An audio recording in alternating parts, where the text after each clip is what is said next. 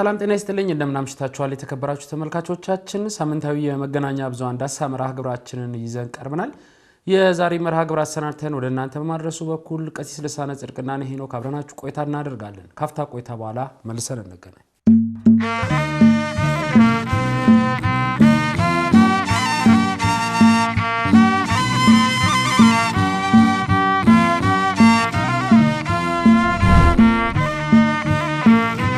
ክብራና ክብራት ተመልካቾቻችን ካፍታ ቆይታ በኋላ መልሰን ተገናኝተናል ቀሲስ እንኳን ደህና መጡ እንኳን ሰላም ቆየኝ መልካም ሳምንት ጥሩ ነበር እግዚአብሔር ይመስገን በዚህ ሳምንት እንግዲህ በተለያዩ የመገናኛ ብዙሃን አማራጮች ላይ ያው ትኩረት ስበው የነበሩ ቅዱስ ቤተክርስቲያንን የሚመለከቱ ጉዳዮች ብዙዎች ነበሩ ከዛ ውስጥ መራርጠን ሁለት ርዕሰ ጉዳዮችን ለመገናኛ ብዙሃን ዳሰሳ ይዘን መተናል በተለይም ያው ኢትዮጵያ ውስጥ የምክክር ጉባኤ እየተካሄደ እንደሆነ ይታወቃል ባሳለፍነው ሳምንትም የመገናኛ ብዙሃን ዳሰሳ ላይ ያነሳነው አንድ ጉዳይ ነበረ በዚህ ሳምንትም ከዚህ ከቀን መቁጠሪያ ካላንደርና እንደዚሁም ሲያሜ ጋር የተያያዙ በርካታ ጉዳዮች ሲነሱ ቆይቷል ከሱ ጋር ተያይዞ በዚህ በማህበራዊ የትስስር ገጾች ላይ ብዙ ውዥንብሮች ሲነሱ ቆይቷል ለመሆኑ የኢትዮጵያ የቀን መቁጠሪያ ካላንደር ምን መሰረት ያደረገ ነው እየተነሱ ያሉ ውዥንብሮችስ ከምን ፍላጎት የተነሱ ናቸው የሚለውን ጉዳይ የምንመለከት ይሆናል በሁለተኛ ደረጃና እንደው ቀደም ሲል በጣም በተደጋጋሚ ላለፉት 2 እና 3 አመታት ስናነሳው የቆየ ነው የምስራቅ አርሲ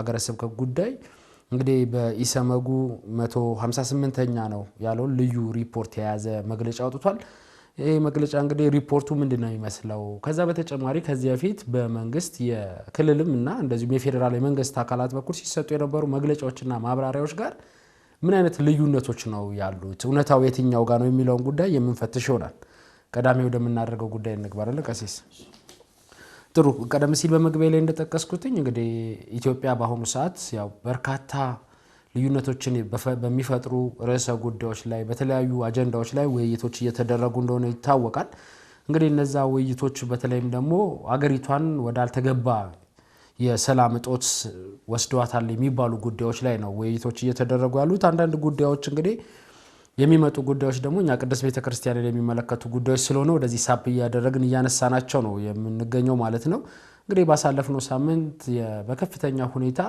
በብዙዎች ዘንድ ስንቀባበለው የነበረው የዚህ የቀን መቁጠሪያ ካላንደርና ስያሜዎችን የተመለከቱ ጉዳዮች እየተነሱ እንደነበረ ነው ከሱ ጋር ተያይዞ ወደ 6 እና 7 የሚደርሱ ነጥቦች እንደተነሱ የተለያዩ መረጃዎች ሲወጡ ቆይቷል እንደው ዛሬ ላይኛ ማንሳት የሚገባን ምንድነው ኢትዮጵያ የቀን መቁጠሪያ ካላንደር እንደው በዋናነት የተነሳበት ወይ ደግሞ የያዛቸው መሰረቶች ምንድናቸው የሚለውን ቀሲስ እሱን እናነሳሳና ኋላ ላይ ግን እነዚህ የሚያነሷቸው በተለይ እነዚህ የቀን መቁጠሪያ ካላንደራችን መቀየር አለበት ኢትዮጵያ በዚህኛው የቀን አቆጣጠር ነው መከተል ያለባት የሚለውን ጉዳይ የምናይ ነው የሚሆነው እንደው ዓለም አቀፍ ተሞክሮችስ ምን ይመስላሉ የሚሉ ጉዳዮችን እንደዚሁም ደግሞ እነዚህ የቀን መቁጠሪያዎች የሚባሉት የተለያዩ ሀገራት የተለያዩ መንገዶችን ይጠቀማሉ በተለይ ጨረቃን ብቻ ወይም ፀሐይን ብቻ የሚጠቀማሉ የፀሐይና የጨረቃ ዑደትን የሚጠቀማሉ እንደዚሁም ባህላዊ አቆጣጠርን የሚጠቀማሉ ስለዚህ የኛ ኢትዮጵያ ደግሞ ምን እንደምትከተል ከዚህ በፊት የነበሩ ሊቃውንት ቆጥረው ቀምረው የሰጡን የቀን መቁጠሪያ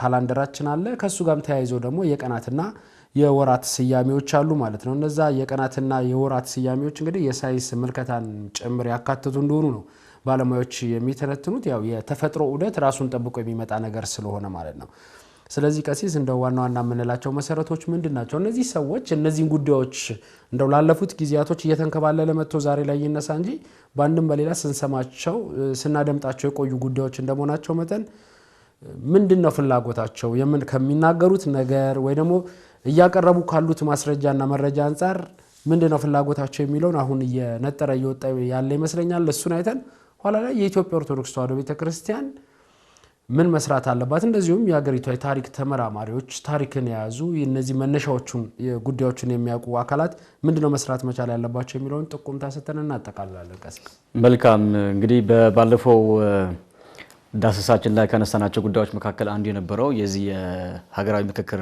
ጉዳይ በተመለከተ ነበረ እዛ ስናነሳ እንግዲህ እንደ ኢትዮጵያ ቤተክርስቲያናችን ለሀገርና ለማህበረሰብ ለዓለም ካበረከተችው አበርክቶ አንፃር ሊኖራት የሚገባ የተሳትፎ ሚና በተመለከተ መላቅ እንዳለበት ብዙ ሐሳብ እናነሳ ነበር ያው እንግዲህ የፈራናቸው ጉዳዮች አንዳንድ ጉዳዮች ያው ከዛ በኋላ ሲወጡ እንደነበረ ሁላችን ለመታዘብ ችለናል በተለይ ቅድም አንተ በመግቢያ ሐሳብ ላይ ስታካተው እንደነበረ በዚህ በሀገራዊ ምክክር ሁኔታ በተመለከተ እንግዲህ የሚነሱ ብዙ በጣም ይሄ እርግጥ ያለ ሐሳብ ለመያዝ የማይመቹ ጉዳዮች ይኖራሉ። በተለይ በየጠርዙ የሚነሱ ይኖራሉ። አንዳንዶቹ ከእምነት ተቋማት ፍላጎት ጋር ብቻ የሚያዙበት አጋጣሚ አለ። አንዳንዶቹ ደግሞ ይሄ የመንግስታዊ መዋቅር በሚመቸው መንገድ ጉዳዮችን ለመግፋት ምቹነት ለመፍጠር በሚያስችለው መንገድ የሚነሱ ሐሳቦችም ያው ስንታዘብ ስንሰማ ነበረ። አንዳንድ ደግሞ የግለሰቦች ፍላጎት ማዕከል የሚያደርጉ ጉዳዮችም እንደነበሩበት እናያለን። በዚህ መሃል ላይ ደግሞ የሚገርምህ ምን እየተፈጠረ እንደሆነ የማይረዱ ያልተረዱ ወይም ደግሞ በጉዳይ ግልጽ የሆነ መረጃ የሌላቸው ሰዎች ደግሞ ዝም ብሎ የሚወጣ ጉዳይ ሲያንጸባርቁ ያንን ደጋፊ ሲሆን ነው የምንመለከተውና ያንን ራሱ የቻለ ችግር ሊያመጣ እንደሚችል የታዘብንበት መንገድ ነው ያለው። እንግዲህ በዚህ በምክክር ጉባኤ ላይ በባለፈው ሳምንት ስናነሳው እንደነበረ ሊካተቱ የሚገባቸውና መሆን ያለባቸው ጉዳዮችን በተወሰነ መንገድ ለመንካት ይቻልን ይመስለኛል። ሁላችን እንደምናስታውሰው እንግዲህ ይህንን የምክክር ጉባኤው በተመለከተ በተለየ መንገድ ሊያወያዩ ይችላሉ የሚለው ስጋት የነበረ አንዱ ከዚህ ከዘመን መቁጠሪያ ጋር ተያይዞ ከታሪክ ጋር ከትርክት ጋር ተያይዞ ከቦታ ስያሜ ጋር ተያይዞ የበለጠ ቦታ አግኝተው ለውይይት የሚቀርቡበት እድል ሊፈጠር እንደሚችል ስናነሳው እንደነበረ ነው። ጉዳዩ ያው በዛው አልቀረም። በተዋቀረ ቲም መሰረት ሐሳቦቹ ሲብላሉ ለውይይት ቀርበው የተለያየ የሐሳብ ልዩነት በፈጠረበት መንገድ ጉዳዮች ሲነሱ እንደነበረ መመልከት ይቻላል ነው። እንግዲህ ከተነሱ ጉዳዮች መካከል አንዱ የሚነሳ የነበረው የዚህ የባህረ ሐሳብ ወይም ደግሞ የዘመን መቁጠሪያ ጋር በተያያዘ ነው እና የዚህ ምንድነው የተቃውሞ ሐሳብ የቀረበባቸው መንገዶች አንዱ ከነበረበት ካየነው ቀድሞ የነበረው በኢትዮጵያ የነበረው የዘመን መቁጠሪያ አንድ ሃይማኖትን አንድ እምነትን መሰረት የሚያደርግ ስለሆነ ያንን አሁን መቀየር አለበት የሚል እንዲያውም ከቁጥር ጋር በተያያዘ በጣም የተሳሳተ ግን ከቁጥር ጋር የተያያዘ ሐሳቦች የሚያቀርቡ አካላት ነበሩ። ይሄ ነባር የሚባል አብሮነትን የሚፈልግ በመከባበር ማዕከል አድርጎ የሚኖር ማህበረሰብን ሳይሆን የግል ጥቅምና እንዲሁም ደግሞ ሌላ ደግሞ ስጉር እጅ ያላቸው አካላት የሚደገፉ ግለሰቦች የሚያነሱት ሐሳብ እንደሆነ መመልከትና ማየት የሚከብድ አይመስለኝም። ምክንያቱም ቀድሞ የነበረው የዘመን አቆጣጠር በተለየ መንገድ ማንም ማህበረሰብ ማይገፋና እንዲያውም በተሻለ መንገድ የአቆጣጠር ሂደቱን የሚያግዝ የሚያቀል እንደነበረ ኢትዮጵያ የምትደነቅበት ኢትዮጵያ እንደም እንደ ኢትዮጵያ በተለየ መንገድ የ13 ወራት ጸጋ ያላት ሀገር ብቸኛ ከዓለም ብቸኛ ሀገር ሆና እንድትታይ ያረጋትም ጭምር እንደነበረ መመልከት ይቻል ነበር ነው። እንዲያውም ጉዳዩ ከገዝ ጋር መያያዙ ከኦርቶዶክሳዊ ተዋህዶ የስሌት ቁጥር ጋር የተያያዘ መሆኑ እንዲሁም ደግሞ ጉዳዩ ትንሽ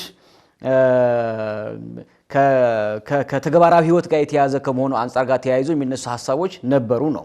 ግን ጉዳዩ በዛ ስለሆነ ነው ወይ የሚለው ደግሞ ካነሳን እንደዛ አልነበረም ነው ማለት ከገዝ ጋር መያያዙ በቀጥታ ደግሞ ከኢትዮጵያዊ ቤተክርስቲያን ጋር የተያያዘ ጉዳይ መኖሩ ብቻ አይደለ ተቃውሞ ያስነሳው ነው። ከዛ የተገለጠ ወይ የተደበቀ ለጊዜው ጎልቶ ያልተገለጠ ጉዳይ እንደነበረ መመልከት ማየት ይቻላል ነው። ግን ካየነው እንደው ይሄ በቃ ይሄ ሚዛናዊ ሆነን ካየነው በአንድ ሀገር የነበረውን እሴት የነበረውን ባህል የነበረውን የሚጠቅም ነገር የማስቀጠል ነው እንጂ አዲስ ነገር በየጊዜው የማምጣት የመፍጠር እንቅስቃሴ በጣም በጥቂት ቦታዎች ካልሆነ በቀር እንዲሁም ደግሞ ለሌላ ጉዳይ በሚቀሰቀስ በሚያመጣ መንገድ ካልሆነ በቀር ብዙ ጊዜ አታይም። በኢትዮጵያ ግን በተለይ ቀደም ያለ ታሪክ አውድ ላይ የሚመለከትና የሚታዘው ሰው ልብ እንደሚለው የታሪክ እጥፋት በሚፈጠርበት ጊዜ ላይ ለምሳሌ የመንግስታት ለውጥ በሚሆንበት ጊዜ ላይ የፖለቲካ ቀውስ በሀገር ላይ በሚጸናበት ጊዜ ላይ የሚፈጠሩ ጉዳዮች አሉ። ሄኖኬ ከሚፈጠሩ ጉዳዮች መካከል አንድ መሰለህ እነዚህ ለውጦችን ተገና አድርገው ግለሰቦች የሚፈልጉትን ክፉ የሆነ ሐሳብን የማንጸባረቅ ያንን የሚፈልጉትን ነገር ለማስገባት የሚሞክሩበት አጋጣሚ ነው የምናየው። ከንጉሱ ጀምሮ ከንጉሠ ነገሥት አፄ ኃይለ ሥላሴ ዘመን ጀምሮ የምናየው እሱን ነው። የፖለቲካ ትኩሳት ለውጥ ባለበት ጊዜ ላይ ብቻ ሊያወያዩ የሚችሉ ጉዳዮች ላይ በሚኖሩበት ጊዜ ላይ የሚነሱ እንደዚህ አከራካሪ አጨቃጫቂ ሊሆኑ የሚችሉ ሐሳቦችን የማስገባት እና ደግሞ ያን ለአቋም አድርገው የመወሰድ እንቅስቃሴ የነበረ ጉዳይ እንደሆነና አዲስም እንዳልሆነ መታዘብ ያስፈልጋል ብዬ አምናለሁ። ዝሮ ዝሮ ጉዳይ ካየነው ግን እንደ ማዕከላዊ ሰው ካየነው የነበረ ነገር ማስቀጠል ምንም የሚጎዳ ጉዳይ የሌለው ነገር እንደሆነ ያስፈልጋል። ከዛ ደግሞ አዲስ ነገር ደግሞ ከተፈጥሮ ጋር የተያዘ ጉዳይ ነው። ባለቤትነቱ በኢትዮጵያ ቤተክርስቲያን ይሁን እንጂ ከተፈጥሮ ከስነ ፈለግ ጋር የተያዘ ነው። ከፀሐይ ዑደት ጋር የተያዘ ነው። ሌላ ምንም ተአምር የተለየ ጉዳይ የለውም። ከተፈጥሮ ጋር ወይም ሀገሪቷ ከምትከተለው የተፈጥሮ ስርዓት ጋር የተያዘ ማዕከል የሚያደርግ ያንን ማህበራዊ ባህላዊ እሴትን የሚያስጠብቅ ከተፈጥሮ ክንውን ጋር የተስማማ የዘመን አቆጣጠር ያላት ሀገር ከመሆኑ አንፃር ያንን የማስቀጠል ሂደቱ የበለጠ ሊሰራበት ይገባል የሚል ነው እንደ አቋም የምናስቀምጠው። ይህን ሐሳብ በዚህ እናቆየውና በተለይ ከቅርብ ጊዜ ወዲህ ደግሞ ነገሩን በጣም እንግዲህ ቃሉ ብዙ ባንወደውም ለመጠቀም እንሞክራለን። እንግዲህ ይሄ ከአክራሪነት ጋር የተያያዘ ማለት የተለያዩ የእምነት ተቋማት ያላቸውን እምነትና አስተምሮ ይዘው መኖር የሚችሉበትን ስርዓት በሚያፋልስ መንገድ እንቅስቃሴ የሚያደርጉ ለሰዎች የሚያደርጓቸው ጉዳዮች አሉ። አንዱ ያየነው በዚህ መንገድ ነው።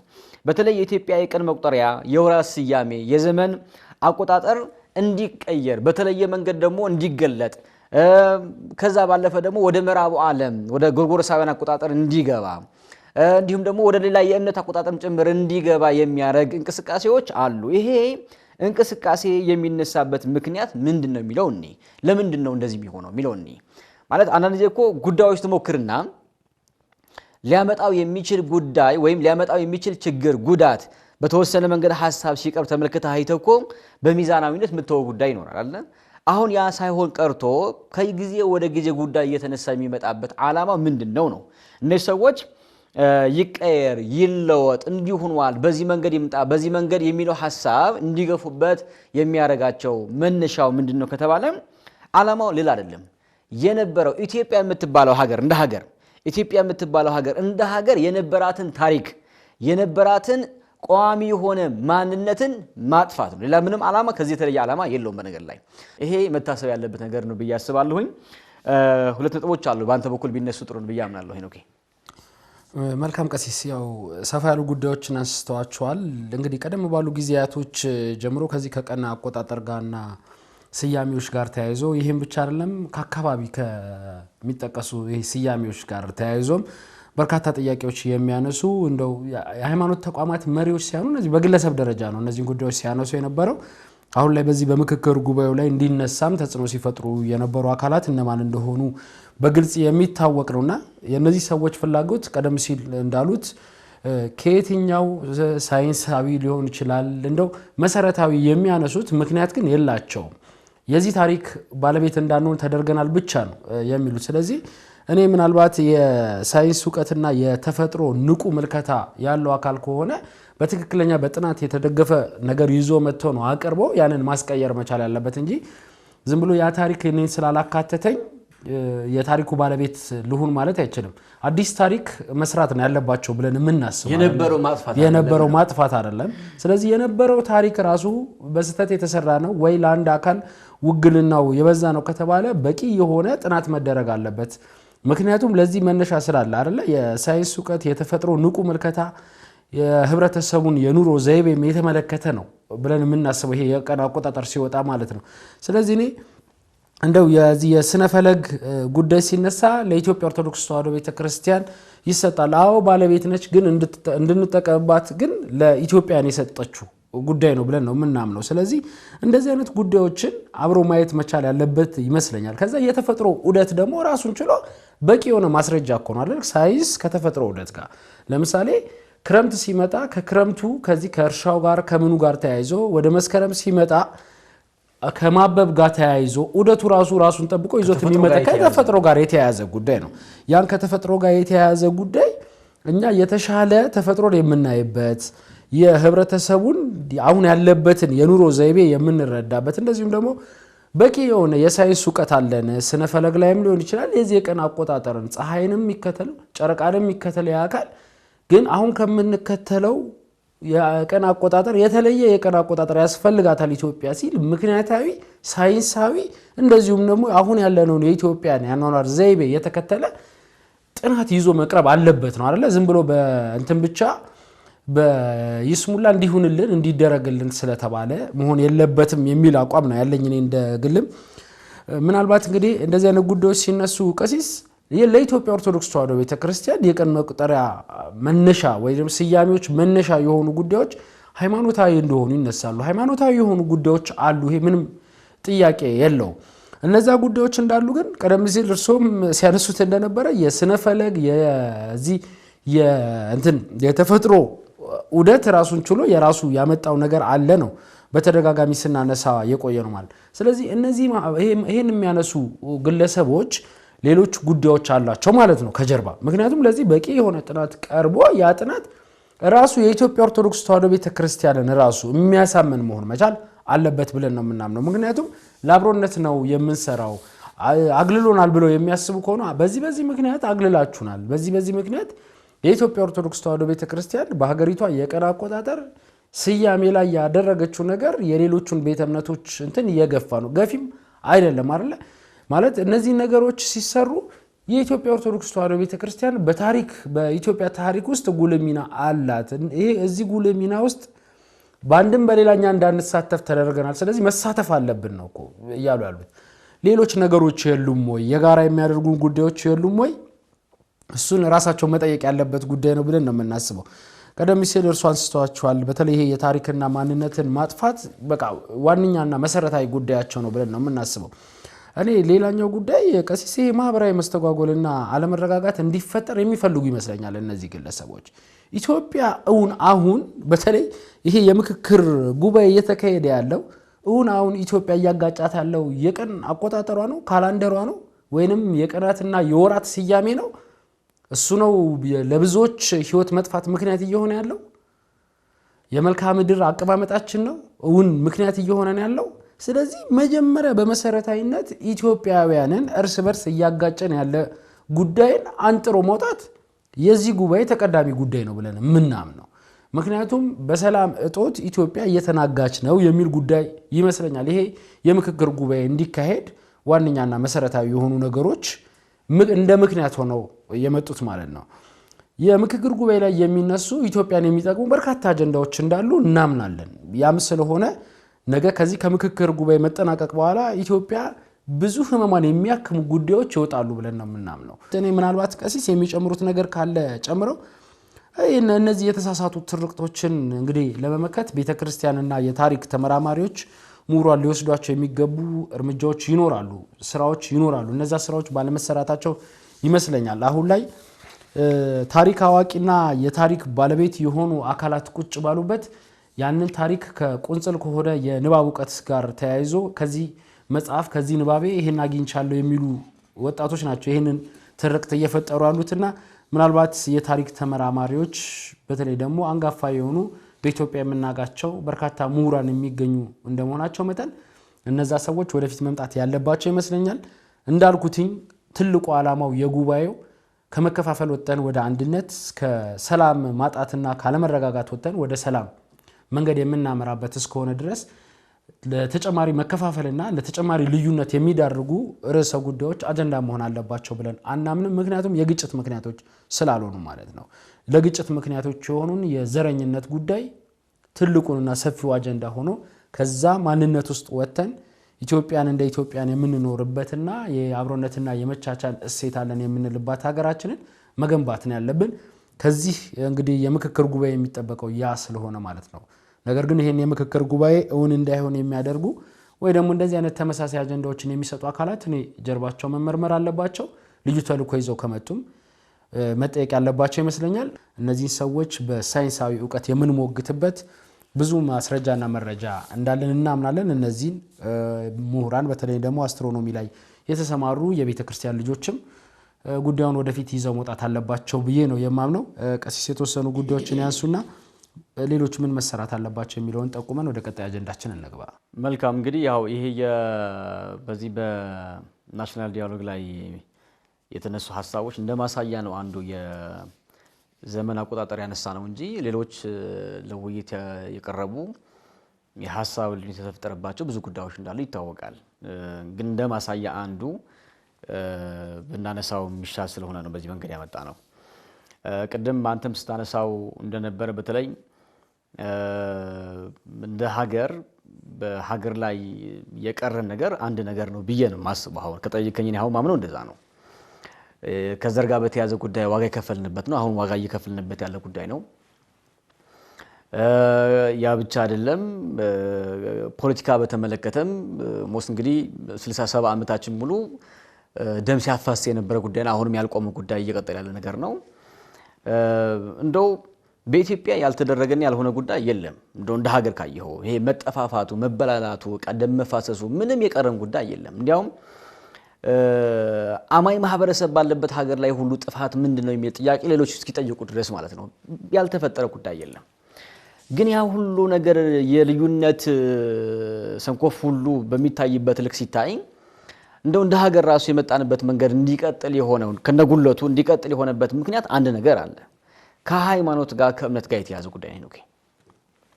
አሁን የቀረን አንድ አድርጎ አስተናስሎ የያዘን እንድንተያይ እንድንጠባበቅ ያደረገን በየእምነቱ ለእምነቱ ያለው አተያይ ነው የሚል አቋም አለ። ስለዚህ ያንን አንድ ያደረገን እምነታዊ የሆነ ሐሳብ ማዕከል የሚያደርግ ጉዳይ በተመለከተ የሚያጠፋ እንቅስቃሴ ከጊዜ ወደ ጊዜ እየከፋ መጥቷል። የቀረን ነገር አንድ ከሆነ የቀረን ነገር አንዱ እሱ ራሱ ተጠብቀዋለህ።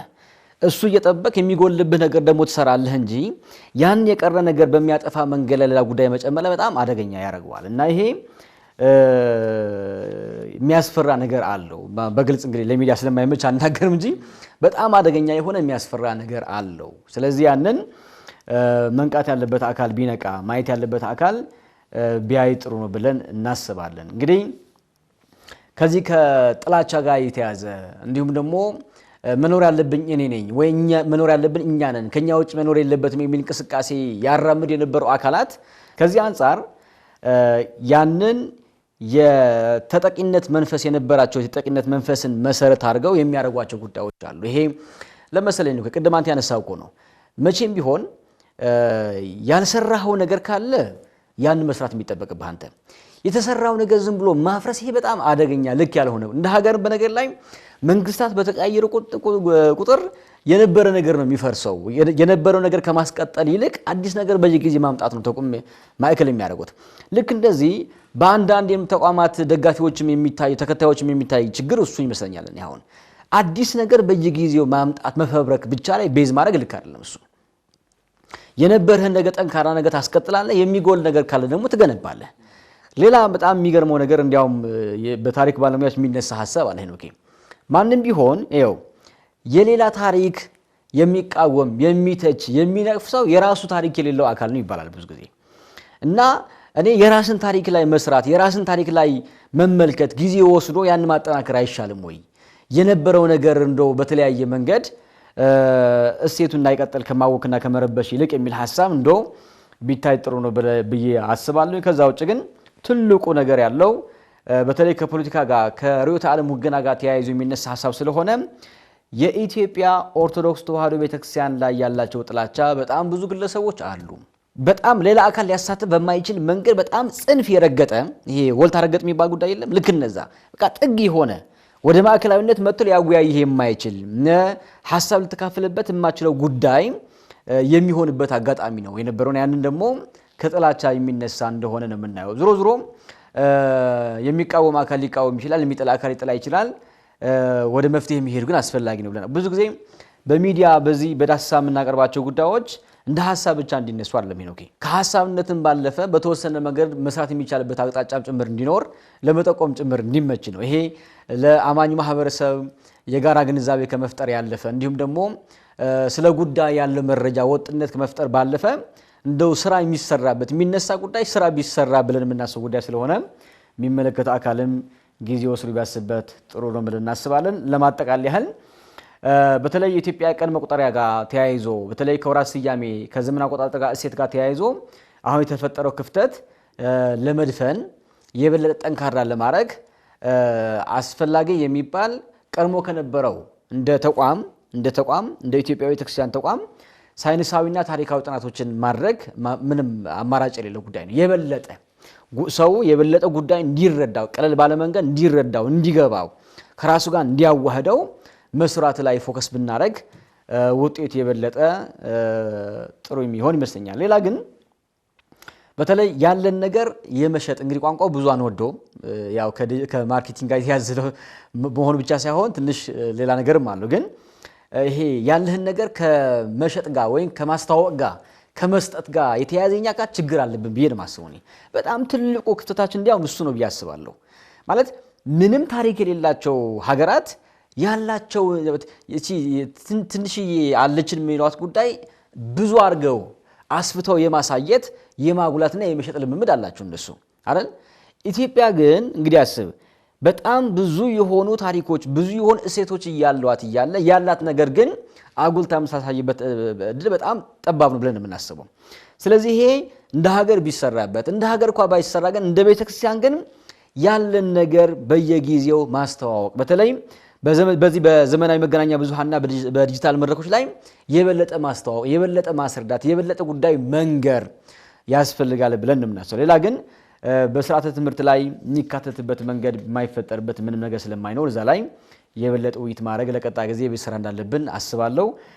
በእኔ በኩል ይበቃኛል። ወደ ቀጣይ መልካም ቀሲስ፣ ያው ቀደም ሲል እንዳነሱት ነው በተለይ የዚህ ከቀን መቁጠሪያ ስያሜና እንደዚሁም ደግሞ የቀን መቁጠሪያ እንትኑን ሂሳቡ የሚነሳው ብዙ ጊዜ የዘመን መለወጫ ቀናት ሲመጣ ነው። እንግዲህ ሁሉም ሚዲያዎች በሚባል ደረጃ ይሄ የቀን መቁጠሪያ ስሌታችን ከሌሎች ዓለማት ለምን ተለየ በሚል እንግዲህ ወደ ሚዲያ የሚመጣውና በተለይ ይሄንን ደግሞ ከየትኛውም ከአንድ ሃይማኖት የወጣ ግን የኢትዮጵያዊ የጋራ ብሔራዊ ማንነት መገለጫ እንደሆነ የሚያሳዩ ሰነዶችንም ጭምር ማቅረብ መቻል ያለብን ይመስለኛልና መጪው ያው አዲስ ዓመትም እንደመሆኑ መጠን ከአዲስ ዓመት ጋር ተገናኝቶ ያው በርካታ የመገናኛ ብዙሃኖችም እንደዚህ አይነት መድረኮችን የማመቻቸት እድል አላቸው እንደምናውቀውና አስትሮኖሚ ላይ እንግዲህ በስፋት የሚነገረው ከክረምት ጋር ተያይዞ ነው ያው ብዙ ሚዲያዎች የሚያወሩት። ስለዚህ ከዙ ጋር ተያይዞ ግን የኢትዮጵያ ኦርቶዶክስ ተዋሕዶ ቤተክርስቲያን ስራዎችን መስራት መቻል አለባት ብለን እናምናለን።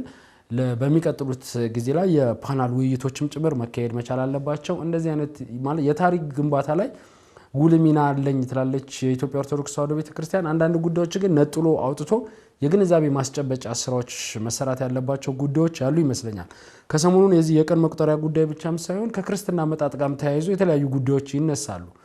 ስለዚህ የታሪክ ባለቤቶች እያለን ግን ታሪኩን ቀደም ሲል እንዳልኩትኝ በቁንጽል ዕውቀት ከሆነ መጽሐፍ ወይ የሆነ ነጭ ስለነገረው ብቻ አንድ ሰው ይዞ መጥቶ ያንን ቁንጽል ዕውቀቱን የሚያንጸባርቅበትና የኢትዮጵያ ኦርቶዶክስ ተዋሕዶ ቤተክርስቲያን አማኙንም ጭምር ለሁለት የሚከፍሉ ሐሳቦች ሲንሸራሸሩ ስለምናይ በእያንዳንዱ ጉዳዮች ላይ አንዳንድ ጉዳዮች ወደፊት መውጣት መቻል አለባቸው ይመስለኛል። ቤተክርስቲያናችን በርካታ ሊቃውንትን የያዘች ነች፣ በርካታ ምሁራንን ይዛለች። ስለዚህ ለዚህ ጉዳይ ላይ በቂ የሆነ ሳይንሳዊም ሃይማኖታዊም ማብራሪያ መስጠት የሚችሉ ወንድሞቻችን ወገኖቻችን አሉና እነሱን አማራጮች ማቅረብ መቻል አጠያቂ ያልሆነ ጉዳይ ነው። ይሄ መማሪያ የሚሆን ጉዳይ ነው ብዬ የማስበው። በአገር ግንባታ ላይ ከፍተኛ አስተዋጽኦ አላት ስንል ምን ጉዳዮች ላይ ነው አስተዋጽኦ የኖራት? ምክንያቱም ከህገ መንግስት ጋር የተያያዙ ጉዳዮችም እኮ ይነሳሉ አይደለ ቀሲስ? ለህግም መነሻ የሆነች የኢትዮጵያ ኦርቶዶክስ ተዋሕዶ ቤተክርስቲያን እነዚህ አካላት ትንሽ ቆይተው በእንደዚህ አይነት ህጎቹ ሲረቁ የኢትዮጵያ ኦርቶዶክስ ተዋሕዶ ቤተክርስቲያን እጅ ነበረበት የሚሉ ጉዳዮችም መምጣታቸው የማይቀር ነው አይደል? አካሄዶቹ የሚያሳዩት ለቆ የኢትዮጵያ ኦርቶዶክስ ካላለፉት ጊዜያቶች የአድዋ ድል መታሰቢያ ሲታነጽም ተመሳሳይ ኬዞች ሲነሱ ነበሩ። የአድዋ ድል መታሰቢያ ላይ የኢትዮጵያ ኦርቶዶክስ ተዋሕዶ ቤተክርስቲያን ካበረከተችው ጉል አስተዋጽኦ አንጻር የተሰጣት ቦታ አግባብ አይደለም ስንል ጥያቄዎችን ስናነሳ ቆይተናል። ግን ሌሎቹም ምንድነው እየተነሱ ያሉት? አይ የኢትዮጵያ ኦርቶዶክስ ተዋሕዶ ቤተክርስቲያን እዚህ ታሪክ ላይ ይሄ ቦታ ከተሰጣት ሌሎችም ሃይማኖት ተቋማት ይጠይቃሉ።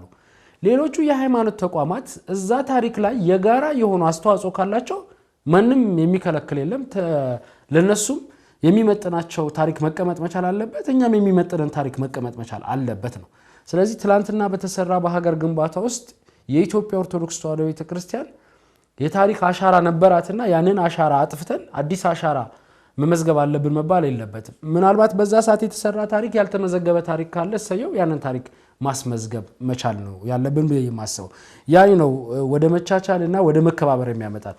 አለያ ግን የኢትዮጵያ ኦርቶዶክስ ተዋሕዶ ቤተክርስቲያን የሆኑትን ሁሉ አጣጥለን የኛ የሆኑ ነገሮችን የምዕራባውያን ዓለም ስልጣኔ እያመጣን በስልጣኔ ሰበብ አምጥተን እዚህ እንደፈድፋለን የሚሉ አካላት ግን መጠንቀቅ መቻል ያለባቸው።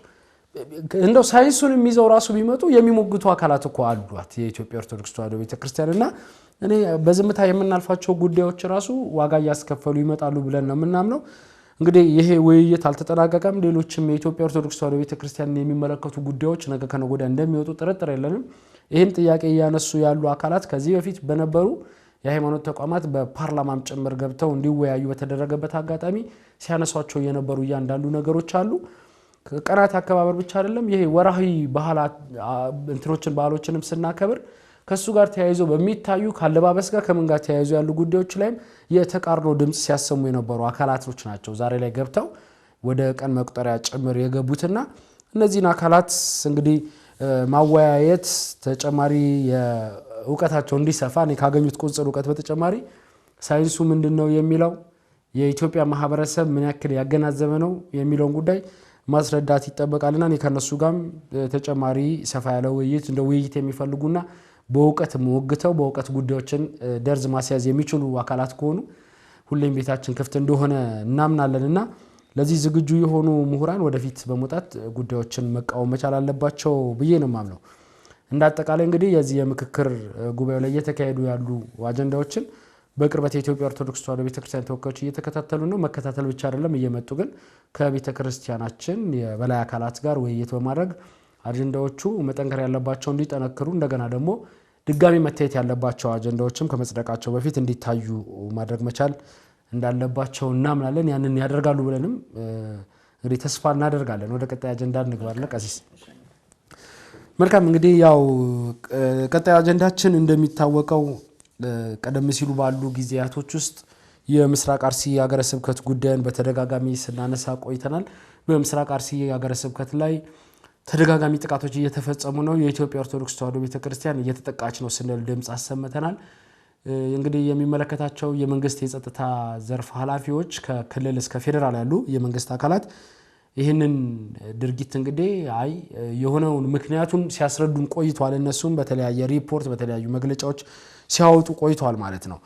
ምናልባት ይህ የመረጃ መጣረስ እንግዲህ ሲታይ ነበር። በተለይኛ ይዘነው ከምንወጣው መረጃ ጋር ተያይዞ የመንግስት አካላት ደግሞ መዋቅሩን ያዙ የመንግስት አካላት የሚያወጡት መረጃና ማስረጃ ጋር ተያይዞ ከፍተኛ ፋላሲ እየተፈጠረ ቆይቷል። እንግዲህ ኢሰመጉ 158ኛ ያለውን ልዩ ሪፖርት የያዘ መግለጫ ከሰሞኑን አውጥቷል። ቀሲስ እንደሚታወቀው እስቲ ሪፖርቱን በተወሰነ መልኩ እንደው ዓላማው የሪፖርቱ ዓላማ ጀምሮ ምንድነው የተነሱ ጉዳዮች የሚለውን ሪፖርቱ ምን ይዟል የሚለውን ጉዳይ እና ኋላ ላይ ግን እስካሁን ሲነሱ የነበሩ እንዳልኩትኝ ከክልል ጀምሮ እስከ ፌደራል ያሉ የመንግስት አካላት ጋር ሲነሱ የነበሩ ጉዳዮች አሉ። ሲወጡ የነበሩ ሪፖርቶች መግለጫዎች አሉ።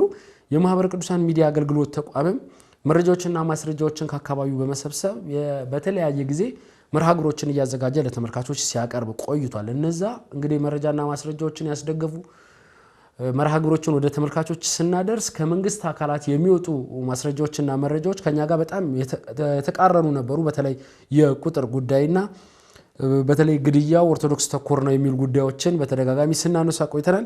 ኢሰመጉ ይዞት የወጣው ሪፖርት ምን ያክል ሲወጡ ከነበሩ ሪፖርቶች ጋር እንደተሰናሰለ ነው፣ ምን ያክል እውነታዎች ላይ እንደው መሬት ላይ ያለውን እውነታ ምን ያክል አይቶታል የሚለውን ጉዳይ የምናየውናል። ቀዳሚ የምናደርገው ሪፖርቱ ነው። ሪፖርቱ ምን ይዟል፣ ዓላማው ምንድን ነበር የሚለውን ቀሲስ መጀመሪያ። መልካም እንግዲህ በምስራቅ አርሲ ሀገረ ስብከት ጋር ተያይዞ ብዙ ሐሳቦች ነው ያነሳ ነውና እንግዲህ ጉዳዩ በዚህ መንገድ በተደጋጋሚ ለማንሳት የምንገደድበት ምክንያት ምንድነው? ስጋቱ አሁንም ስላለ ሞትም ስለቀጠለ ዘለቀታዊ መፍትሄም ባለማግኘት ምክንያት እንደ ቤተክርስቲያንም አልተቻለም፣ እንዲሁም ደግሞ እንደ ሀገርም እንደ መንግስትም ጉዳዩ ላይ መፍትሄ መስጠት ያልቻለበት ሁኔታ ስለተፈጠረ ስለ ጉዳዩ መናገር ምንም አማራጭ የሌለው ጉዳይ ነው። በተደጋጋሚ የምንናገረው ምክንያት ምንድነው?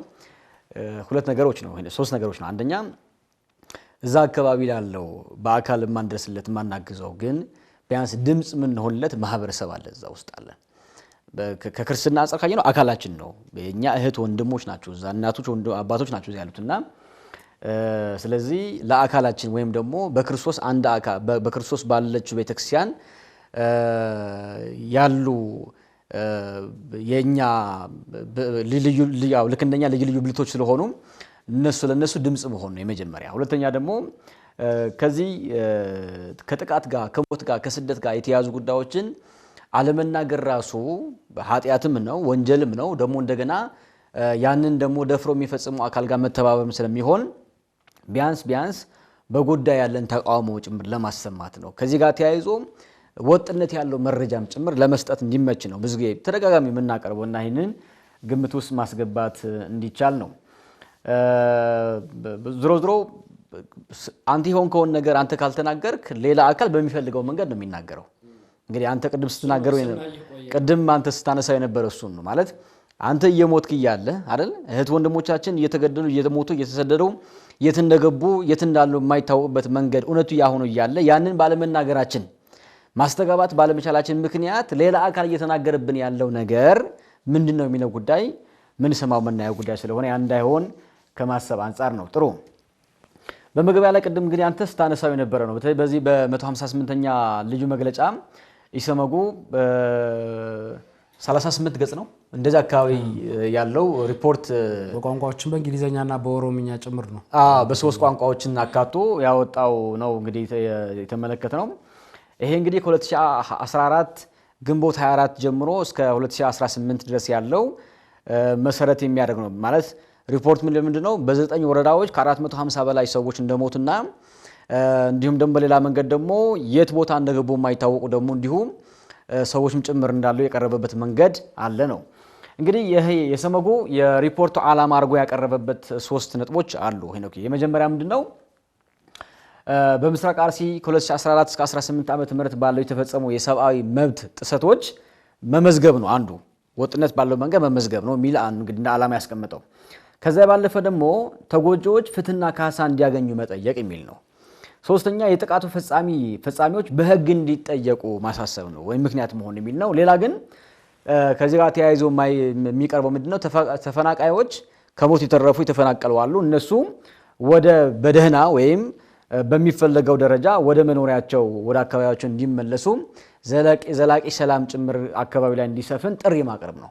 ያን መሰረት አድርጎ እንግዲህ ዓላማ አድርጎ ያቀረባቸው ሪፖርቶች አሉ። እንግዲህ ቀደም ባለ ጊዜ የቀረበ አንድ የተቀነጨበ ሪፖርት ነበር የተወያየንበት አስተዋውስን ነው። ኦኬ ያን ስናቀርብ የነበረ ምንድነው አንደኛ በቂ የሚባል የጥናት መርህ የተከተለ አይደለም የሚል ሐሳብ ስናቀርብ ነበር ታሳውሳለህ አይደል ስናቀርብ ነበር።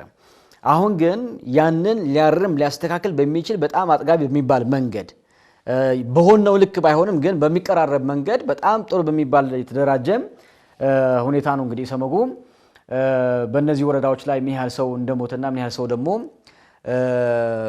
እንደጠፋ የት እንዳለ የማይታወቅ እንዲሁም ደግሞ አስጊ በሆነበት መንገድ ጭምር የቀረበበት መንገድ ነው ያየ ነው። እኔ ወደ ንጽጽሩ ሐሳቦች ብንገባ ጥሩ ነው ብዬ አምናለሁ። ሄኖክ አንተ በኋላ ስለምታነሳው ማለት ነው። በተለይ በአርሲ ጋር ተያይዞ ስናነሳም የነበረውና በዚህም በዶክመንተሪም እንዲሁም ደግሞ ከቦታ ተሰደው የመጡ ሰዎችም ቃለ መጠይቅ ሲደረጉ እንደነበረው እንደሰማ ነው ይላክ ከነበረ መረጃ አንፃርም እንደተረዳ ነው በቦታ የሆነ እውነት አለ አይደለ በቦታ የነበረው እውነት ማለት ይሄ መሞት መገደል በጣም አስጸያፍ በሚባል ለአይምሮ በጣም በሚሰቅቅ መንገድ መገደል እንዲሁም ደግሞ መሰደድ በምልክትና በልዩ ምልክት ሀብት ንብረታቸው መዝረፍ መውሰድ የከመሩት እህል ደግሞ ማቃጠል ያ ብቻ አይደለም ደግሞ እንዲሁ ይሄ በሚዘገን መንገድ ሰዎች ማገት መውሰድ አንዳንዶቹ በገንዘብ ተደራድሮ መመለስ የሚቻልበት እድል ቢፈጠርም ብዙዎቹ ግን የት እንዳሉ የማይታወቅበት መንገድ የሆነበት ሁኔታ ነው የነበረው እና ያን ሲሆን መሬት ላይ የነበረው ታያን ይሁን እንጂ ያንን የሚቀበል የመንግስት መዋቅር ግን አልነበረም። እንደምታሳውሰው እንዲያውም ከምርጫ ጋር ተያይዞ ይቀርብ የነበረ ምንድነው ይሄ ምርጫ ለማደናቀፍ የተፈጠረ የተሳሳተ መረጃ ነው የሚል ጉዳይ ነበር ሲቀርብ የነበረው። የዞኑ የጸጥታ ዘርፍ ኃላፊ ደግሞ በግልጽ ወጥቶ ዞናችን ከፍተኛ የሆነ የልማት እንቅስቃሴ ውስጥ ነች አታደናቅፉ ነው ለማደናቀፍ በሚል ንግግር ደግሞ ሲቀርብ ነበር። እንግዲህ አስብ ያ ብቻ አይደለም ከኛ ቤት ደግሞ በኃላፊ የተቀመጡ አካባቢ ላይ የነበሩ ግለሰቦች ደግሞ የተፈጠረ የተለየ ጉዳይ የለም ዝም ብሎ ግጭት ነው። በቃ ይሄ ጉዳዩ ሲምፕል ማድረግ የለም በቃ ይሄ ቀላል ማድረግ ለሰው አይምሮ ይሄ እውነቱ እንዳይረዳ የመሸፈን መንገድ ደግሞ ሲፈጠር ነበርና ምንም የተለየ ነገር የተፈጠረ ነገር ትንሽ ግጭት ነው የሚል ደግሞ የሚቀርበት አጋጣሚ ነበር። ትልቁ ግን አሁን መረሳት የሌለበት ጉዳይ በኋላ የተስተካከለ ቢመጣም የሆነ ጉዳይ እንደ ሀገረ ስብከት እንደ ወረዳ ቤተ ክህነት መረጃ በትክክል ያለ ማድረስ ችግሮችም ነበሩ።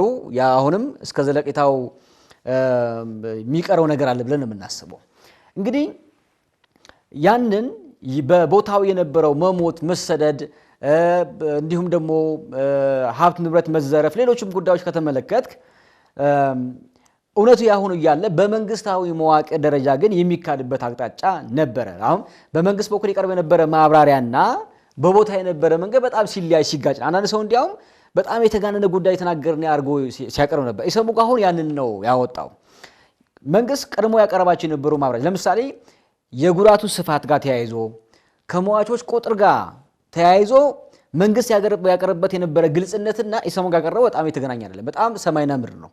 እንዲያውም የሚገርምህ በእኛ እናቀርባቸው የነበሩ ጉዳዮች ናቸው አብዛኞቹ ኢሰመጉ ያወጣቸው። እንዲያውም ቢያንስ በ9 ወረዳዎች ምን ያህል ሰው እንደሞተ ከ450 ሰው በላይ እንደሞተ ሲያቀርብ የቀድሞ የመንግስት የማብራሪያዎች ቀደም ባለ ጊዜ የነበሩ ማብራሪያዎች ደግሞ ዝም ብሎ ይሄ ግጭት ዝም ብሎ የተወሰነ ግጭት እንዲሁም ደግሞ በማይታወቁ ታጣቂዎች የተፈጸመ ጉዳይ አድርጎ የማቀረብ ነበረ። ከዚህ ያለፈ ደግሞ እንዲሁም የጥቃቱ ባህሪ ደግሞ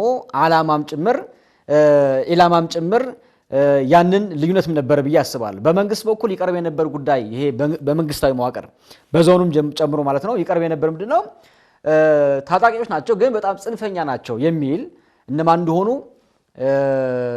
እንግዲህ አስብ። በሀገር ለሚፈጠር ጉዳይ ከማህበረሰብ ይልቅ ቅርብ ሊሆን የሚችል መንግስት ነው አይደለም።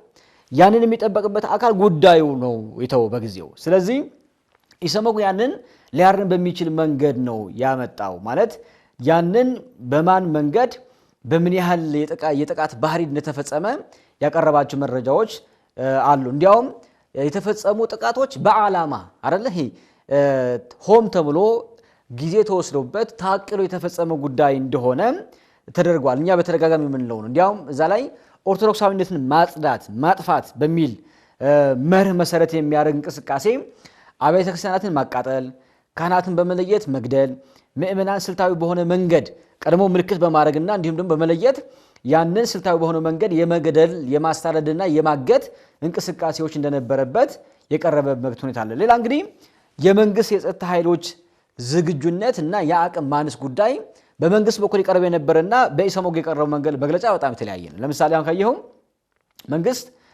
ሁላችን እንደምናውቀው እንደምንረዳው ይሄ ህዝብን ለመጠበቅ ሰፊ ስራ እየሰራ ነው የሚል ነበረ ሲቀርብ የነበረው አይደለ? የሰማነው ጉዳዩ እንደዛ ነበር ማለት ላይ ነበረው። በየጊዜው ሰው እየተሳደደ አይደለ? በየጊዜው ሰው እየሞተ ግን አሁንም ሲነገር ነበር ምንድነው ሰፊ ስራ ነው ይሰራ ነበር። እንዲያውም እኮ አንተም አቅርበዋል ባለፈው ታስታውስ እንደሆነ ነው። በዞን ላይ የነበሩ የጸጥታ ኃላፊዎች ሌሎችም የመዋቅር ኃላፊዎች በክልሉ መንግስት በመንግስታዊ የሥራ አፈጻጸም በተለየ መንገድ ሲሸለሙ ነበር። እንዲያውም ይሄ ነገር የሚያሸልመው ኦርቶዶክሳውያንን መግደል ነው ወይ የሚል ጉዳይ እንዲያውም ስናነሳ ነበር አለ። ስለዚህ ያንን ሊያሳይ የሚችል እንቅስቃሴ በኢሰመጉ መንገድ ተገልጧል የሚል ሐሳብ ነውና ሌሎቹ ነጥቦች አሉን ታነሳቸውና ወደ ማጠቃለያ ሐሳብ እናንፋለን። መልካም ቀሲስ፣ ያው በርካታ ነገሮችን ነው ያው ሪፖርቱ ቀደም ሲል እንዳሉት በተለይ የኦርቶዶክስ ተዋሕዶ እምነት ተከታዮች ላይ በከፍተኛ ደረጃ ጥቃቱ እንደተፈጸመ ግልጽ አድርጎ አውጥቷል። እኛም እንደ ማህበረ ቅዱሳን ሚዲያም እያልን ያለነው ኦርቶዶክሳውያን ተለይተው እየተገደሉ ነው፣ ተለይተው ከአካባቢው እንዲሰደዱ እየተደረገ ነው የሚል ጉዳዮችን ነው ስናነሳ የነበረው። ከዛ በኋላ ግን የክልሉ የጸጥታ አካላትም እንግዲህ በተደጋጋሚ ምንድነው ሲሉ የነበረው አካባቢያችን ዞናችን የሚታወቀው የሌሎች ቤተ እምነቶችንም ጭምር አቅፎ በመያዙ በኩል ነው፣ በመቻቻል የሚኖርበት ዞን ነው።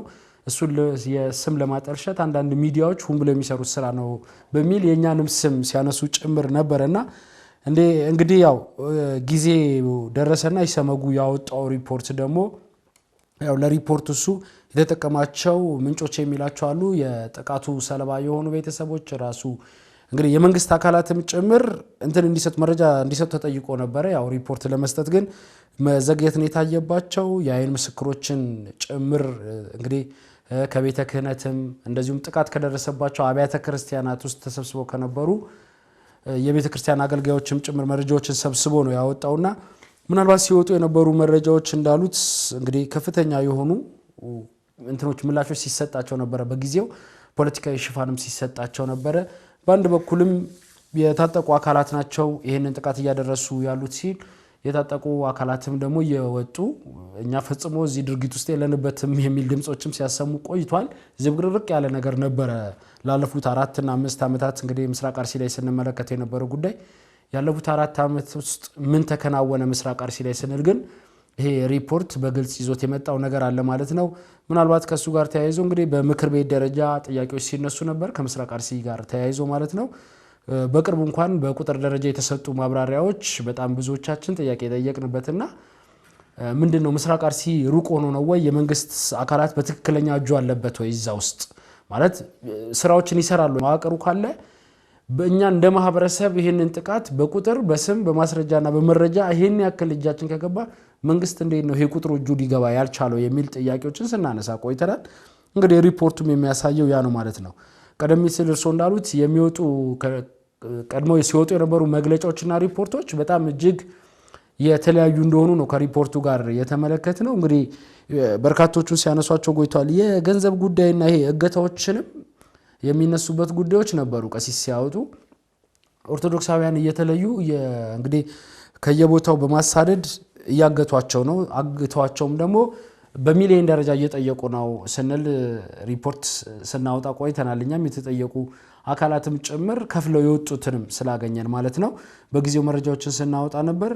የመንግስት አካላት ሲሉ የነበረው እንደዚህ አይነት ነገር የለም፣ የተያዙትንም ደግሞ ከቀያቸው የተወሰዱትን የታገዱትን ሰዎች ማስለቀቅ ስራ በመንግስት የጸጥታ አካላት በኩል ተሰርቷል የሚሉ መረጃዎች ሲወጣ ነበር። እንግዲህ አሁን ኢሰመጉ ይዞት የወጣው ግን በነፍስ ወከፍ እስከ 1 ሚሊዮን ብር ይጠየቅ ነበር። 1 ሚሊዮን ብር ተጠይቆ ብቻ አይደለም ብሩ ከተከፈለ በኋላ ያ ሰው እንግዲህ በህይወት እንዳይቆይ የማጥቃትና የመግደል ተግባር ይፈጸም እንደነበረ ሪፖርት ወጥቷል ማለት ነው። ሌላው የተፈናቃዮችና የሰብአዊ ድጋፍ እንግዲህ እየተደረገ እንደሆነ ነው። በካሬ ራሱ ከ250 ካሬ በላይ ቦታ እየተሰጠ እንደሆነ በምስል የታገዘ ድጋፎች እየተደረጉ እንደሆነ ስንመለከት ቆይተናል። የዛን ጊዜ ጥያቄዎችን አንስተናል። እኛም ምናልባት እንግዲህ መንግስት አካባቢ ላይ ሲንቀሳቀሱ በተለይ እነዚህ ጥቃት ደርሶባቸው በየመጠለያ ጣቢያ ያሉትን መልሰናል፣ ቦታ ሰጥተናል፣ አቅም ለሌላቸው ብርም ደግፈናል የሚል ዜናዎችን ሲሰሩ ቆይቷል። እኛ ግን ተፈናቃዮችን ለማግኘት ሙከራ አድርገናል። ላይ በዚህ ጥቃት እንደው ጥቃቱ የተፈጸመብን ትክክለኛ የሚገባን ሰዎች አይደለም ይሄ የተደረገልን ሌሎች አካላት ናቸው ተጠቃሚ ሆኑት የሚል ጉዳይ ነበረ። እኛ ያነሳን ያለነው ጥቃቱ ሃይማኖት ተኮር ነው እያልን ነበረ። ግን ከኢትዮጵያ ኦርቶዶክስ ተዋሕዶ ቤተክርስቲያን ሃይማኖት ውጪ የሆኑ አካላት ያንን እንግዲህ የመሬትና የቆርቆሮ የብር ርክክብ ሲፈጽሙ ምስሎችም ጭምር ወጥተው ይሄ እንዴት ነው ሊሆን የቻለው የሚል ጥያቄዎችን ስናነሳ ቆይተናል። የወጣው ሪፖርትም የሚያሳየው ያ ነው። ለመመለስ ጥረቶች እየተደረጉ ነው የሚል ጉዳዮች ሲነሱ ቆይቷል። አሁን ላይ ግን ምግብ መጠለያና ሕክምና ሳያገኙ ከፍተኛ ስቃይ ውስጥ እንደሚገኙና ከ14000 በላይ የሚሆኑ እንግዲህ ስደተኞች አካባቢ ላይ ወይንም ተፈናቃዮች አካባቢ ላይ በተለያዩ አብያተ ክርስቲያናት ተጠልለው እንደሚገኙ መረጃዎች ወጥተዋል። እንደዚሁም የአብያተ ክርስቲያናትና የዕድሜ ጠገብ ተቋማት ውድመትንም እነዚህም ጉዳዮች ሲለባበሱ ነው ያየ ነው። በተለይ አንድ ቤተ ክርስቲያን ሙሉ ለሙሉ ተቃጥሎ የሌላ ቤተ እምነት አጥር ተመቷል ወይ ደግሞ አጥሩ ጉዳት እንዲደርስበት ሆኗል ተብሎ ለንጽጽር የቀረበ ጉዳይን ካስታወሱ ቀሲስ በጉልህ አንስተን ምን ማለት ነው ሙሉ ለሙሉ የወደመ አንድ ቤተ ክርስቲያንና አጥሩ የተመታበትን የሌላ ቤተ እምነት እንግዲህ እኩል ማነጻጸር ይቻላል ወይ ብለን ጥያቄ ስናነሳ ነበረ። አሁን እንግዲህ የኢሰመጉ ሪፖርት እንደሚያሳየው ከሆነ በግለሰቦች በኢትዮጵያ ኦርቶዶክስ ተዋሕዶ ቤተክርስቲያን አማኝ ግለሰቦች ላይ ከዘረፋ እስከ ንብረት ማውደም የዘለቀ ስራ ተሰርቷል። እነዛ ንብረት የወደመባቸው በህይወት የተረፉ አካላት ደግሞ ቀደም ሲል እንዳልኩት በየመጠለያ ጣቢያ ያሉ እነዛ በየመጠለያ ጣቢያ ያሉ አገልጋዮችም ጭምር የቤተክርስቲያን አገልጋዮችም ጭምር ናቸው። እነዛ የሚያገለግሉባቸው ደብራት ሙሉ ለሙሉ ይወደሙ አሉ። እንደዚሁም ደግሞ በማስፈራራት በምን ከአገልግሎት ውጪ የሆኑ በርካታ እድሜ ጠገብ አብያተ ክርስቲያናት ተዘግተው እንደሚገኙ አሁንም በጸጥታ ስጋት ውስጥ ሆነው አልፎ አልፎ አገልግሎት የሚሰጡ አብያተ ክርስቲያናት ግን አገልግሎታቸው እንብዛም የሆኑ አብያተ ክርስቲያናት ጭምር እንዳሉ ሪፖርቱ አውጥቷልና ምናልባት እንግዲህ መንግስት እነዚህን ጉዳዮች እየመለስኩ ነው በተለይ አብያተ ክርስቲያናትና እድሜ ጠገብ የሆኑ የሃይማኖት መገለጫዎች ቦታው ላይ ወድመዋል የሚባለው ከእውነት የራቀ ነው የሚል ጉዳዮችን በተለይ የዞኑ የሰላም እና ጸጥታ ዘርፍ ኃላፊ የሰላምና የጸጥታ ዘርፍ ኃላፊ በተደጋጋሚ ጉዳዮችን ሲያነሱ ቆይቷል። እኛም ተደጋጋሚ የሆኑ ስልክ ጥሪዎችን ወደሳቸው አድርገን እናቃለን እና የሚሰጡት ምላሽ ተመሳሳይ ምላሽ ነበረ። ያው ዞኑ በሰላምና መረጋጋት ውስጥ እንደሚገኝ ጊዜያዊ ግጭቶች እንደተነሱ እነዛ ጊዜያዊ ግጭቶች እንደው ሃይማኖታዊ ቅርጽ ለማስያዝ ጥረት እየተደረገ እንደሆነ የሚል መረጃዎችን ነው ሲያደርሱ ነው የቆየው። ከዛ በኋላ የወጡት መግለጫዎችና ሲሰጡ የነበሩ ማብራሪያዎችም እሱ ነበር ሲያሳዩ የነበረው። እንግዲህ በፎቶም በምስልም በስምና በእድሜ ደረጃ ለይቶ ነው ኢሰመጉ መረጃዎችን ይዞ ወጣው። አብያተ ክርስቲያናቶቹ የት አካባቢ ይገኛሉ የተዘጉት የሚለውንም ጉዳይ ይዞ ወጥቷል። እነዚህም ደግሞ በጥቃቱ ህይወታቸውን ያጡ ወይም ሰማዕትነት የተቀበሉ የኢትዮጵያ ኦርቶዶክስ ተዋሕዶ ቤተክርስቲያን አማኞችን በቁጥር በስምም በእድሜም ደረጃ ተለይቶ እንግዲህ እዚህ ሪፖርት ላይ ወጥቷል። እሱን ማየት የሚቻል ነው የሚሆነው። ምናልባት እየተቃረኑ እነዚህ መግለጫዎች እዚህ ደረጃ ደርሰዋል። የመፍትሄ አቅጣጫና የኃላፊነት ጥሪም መግለጫው ይዞ ወጥቷል ማለት ነው። በተለይ መንግስት መግለጫዎቹን ህዝቡ ይሄ ከጸጥታ አካላት ጋር በመሆን ያው ሰላሙን እየጠበቀ ነው፣ ወደ ሰላም እየመጣ ነው የሚሉ አይነት እንግዲህ መግለጫዎች ነበር ሲሰጡ የነበረው። ጊዜያዊ መፍትሄ ዘላቂ የሆነ መፍትሄ ከመስጠት ይልቅ ጊዜያዊ የሆኑ መፍትሄዎችን የማረጋጋት ስራዎችን ሲሰራ ስለነበረ መንግስት ከዛ ወጥቶ ግን እንግዲህ የክልሉም ይሁን የመንግስት አካላት የአካባቢውም የጸጥታ ኃላፊዎች እነሱ ካልቻሉም የፌደራል የጸጥታ እና የመንግስት የሚመለከታቸው አካላት በአካባቢው ላይ ዘላቂ መፍትሄ ለማምጣት እርምጃዎች መውሰድ እንዳለባቸው ነው በስተመጨረሻ ሐሳቡን አንስቶ የሚያጠቃልለው ማለት ነው ይሄ መግለጫ። ቀደም ሲል እንዳልነው እንግዲህ ኢትዮጵያ ኦርቶዶክስ ተዋሕዶ ቤተክርስቲያን የህግ የበላይነት እንዲከበር ምስራቅ አርሲ ላይ የሚል ጉዳዮች ስናነሳ ቆይተናል። ላለፉት ጊዜያቶች የኦሮሚያ ክልልና እንደዚሁም የፌደራል ክልሉም ቢሆን ይሄን አካባቢ በልዩነት መመልከት አለበት ስንል ስንወተውት ቆይተናል። ምናልባት ግን እሱን ጆሮ ዳባ ልበስ ያለው የክልሉ ደግሞ የመንግስት ኃላፊዎች አካባቢው ላይ የጸጥታ ችግር ይሄን ያክል ደፍርሶ ይሄን ያክል እንደ ማህበረሰብም እንደው ማማኛ ይባል ይሄን ያክል ማህበረሰብ ከሞተ ከ400 በላይ ማህበረሰብ ከሞተበት ክልሉ ላይ ዛጋ አለመረጋጋት እንዳለ ግልጽ ሆኖ ሳለ ክልሉ ላይ በመጣ ምርታ ግን ሲሸላለሙ ነው ያየነውና እኔ ይሄም የሆነበት ምክንያት ምን እንደሆነ የሚታወቅ ግልጽ ነገር የለም። ግን የኢትዮጵያ ኦርቶዶክስ ተዋሕዶ ቤተክርስቲያን በዚህ አጋጣሚ ብዙ ማስረጃዎችና መረጃዎችን ስታዘጋጅ ቆይታለች። ግን ኢሰመጉ ያወጣው ተጨማሪ ግብዓት የሚሆን ጉዳይ እንደመሆኑ መጠን በተለይ የቤተክርስቲያናችን የህግ መምሪያ አካላት መጠየቅ ያለባቸው አካላት ይበልጥ እንዲጠየቁ የሚያደርጉ መረጃና ማስረጃዎች ስለወጡ ይሄንን ይዞ ወደ መጠየቁ መግባት መቻል ያለብን ይመስለኛል። ምክንያቱም ምስራቅ አርሲ ሀገረ ስብከት እንደሚታወቀው ሪፖርት ቢወጣበት መሬት ላይ ያለው እውነታ ቢጋለጥ ጥቃቱን የሚያደርሱ አካላት ተለይቶ ራሱ እነከሌ ናቸው ቢባሉ ጥቃቱ የሚቆም ሆኖ አላየነውም። ምናልባትም እዛ ቦታዎች ላይ እየተሰጡ ያሉ የመሬት ጉዳዮችም ራሱ ከኢትዮጵያ ኦርቶዶክስ ተዋሕዶ ቤተክርስቲያን አማኞች በስደት ከአካባቢው ላይ እንዲነሱ ከሆኑ በኋላ ያ መሬት ለሌላ ቤተ እምነት አማኞች የተሰጠበት ግልጽ መስረጃና መረጃም እጃችን ላይ አለና እንደዚህ አይነት ጉዳዮችን ይሄ ሪፖርት ከመጣ በኋላ ብርታትና አቅምም የሚሆን እንደመሆኑ መጠን የቤተክርስቲያናችን የህግ አካላት እኔ አሁንም ቢሆን ለጉዳዩ ትኩረት ቢሰጡ ሀገረ ስብከቱም እንደዚህ የሚያግዘው አካል ሲመጣ ለዚህ ለሚያግዘው አካል እንደው መረጃና ማስረጃ ከመስጠት በዘለለ የህግ ተጠያቂነት የሚኖርበትን እዛጋ ሰላማዊ የሆነ ነገር የሚሰፍንበትን ነገር መሰራት መቻል አለበት ብለን እናምናለን። እንደ ማህበረ ቅዱሳን ሚዲያ በርካታ ማስረጃዎችን ስናቀርብ ቆይተናል። ብዙዎች ከመንግስት አካላት የሚወጡ መረጃዎችን ያዙ ለምንድነው ሚዲያው እዚህ ላይ የሚወተውተው ከእውነት የራቀ ነገር ይመስላል የተጋነነ ነገር ይመስላል የሚለውን ጉዳይ እንግዲህ ግልጽ ያደረገልን ሪፖርት ስለሆነም እንደ ማህበረ ቅዱሳን ሚዲያ ቀዳሚ የነበርንበት መረጃ ነው ስናደርስ የነበረው ለተመልካቾቻችን። ያ እንግዲህ ጊዜ ደርሶ ደግሞ እውነታውን ኢሰመጉ አረጋግጦ ይዞ መጥቷል። እኛ እንደሰራናቸው መረጃዎች ብዙዎችን በተለይም ደግሞ ላልተገባ ተጨማሪ የኢትዮጵያንን ተጨማሪ ብጥብጦችና የሰላም እጦት ምክንያት ይሆናሉ የምንላቸው መረጃና ማስረጃዎችንም ጭምር ሳናወጣ ስጋቶችን በመቀነስ ግን ጥቃቶች እንዲቀንሱ የሚያደርጉ ማስረጃዎችን ነው ስናወጣ የቆየ ነው። እንደ ሚዲያ ባለሙያም እንደ አንድ ኃላፊነት እንደሚሰማው ሚዲያም ብዙ መረጃዎችና ማስረጃዎች ወደኛ ይመጣሉ። ነገር ግን እነዛን ሁሉ ወደ አደባባይ ሳናወጣ ምክክር የሚፈልጉ ጉዳዮችን ወደ ምክክር እንዲሄዱ ለጠቅላይ ቤተ ክህነትም እንደዚሁም ለመንግስት አካላትም መድረስ ያለበትን መረጃና ማስረጃዎች ስናደርስ ቆይተናል። እሱን ተከትሎ እየተወሰዱ ያሉ እርምጃዎች ስለሌሉ ግን የሰላሙ ጉዳይ አሁንም አሳሳቢ የሆነ መጥቷል።